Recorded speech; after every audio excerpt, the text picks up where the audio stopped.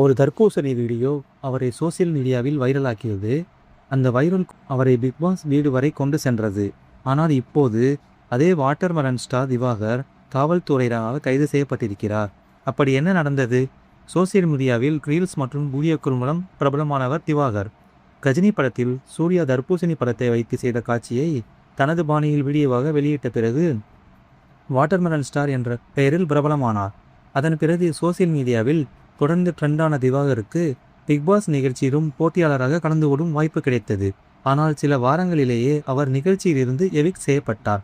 பிக்பாஸுக்கு பிறகு சில படங்களில் தோன்றிய திவாகர் குக் வித் கோமாளி நிகழ்ச்சியிலும் பங்கேற்றார். அங்கும் அவரை சுற்றி சர்ச்சைகள் எழுந்த நிலையில் சமீபத்தில் ஒரு யூடியூப் சேனலுக்கு பேட்டி கொடுக்க சென்ற போதும் பிரச்சனை ஏற்பட்டதாக செய்திகள் வெளியாகின. அப்போது தன்னை அடைத்து வைத்து தாக்குவதாக திவாகர் வீடியோ வெளியிட்டு காவல்துறையிலும் புகார் அளித்ததாக கூறப்பட்டது. ஆனால் இப்போது அந்த விவகாரம் வேறு ஒரு திருப்பத்தை எட்டியிருக்கிறது.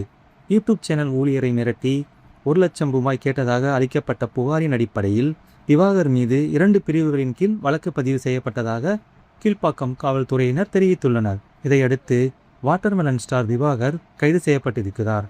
ஒரு வைரல் வீடியோ, சோசியல் மீடியா புகழ், பிக் பாஸ், சினிமா மற்றும் தொலைக்காட்சி நிகழ்ச்சிகள், இப்போது கைது. திவாகரை சுற்றி இந்த விவகாரம் தற்பொழுது பரபரப்பை ஏற்படுத்தியுள்ளது. அதே நேரத்தில் இவரை புகாரில் முன்வைக்கப்பட்டுள்ள குற்றச்சாட்டுகள் என்பதால் இந்த வழக்கின் அடுத்த கட்டமாக என்ன நடக்கிறது என்பதை பொறுத்திருந்துதான் பார்க்க வேண்டும். வாட்டர்மெலன் ஸ்டார் திவாகரின் இந்த கைது குறித்து நீங்கள் என்ன நினைக்கிறீர்கள்? உங்கள் கருத்தை கமெண்டில் சொல்லுங்கள்.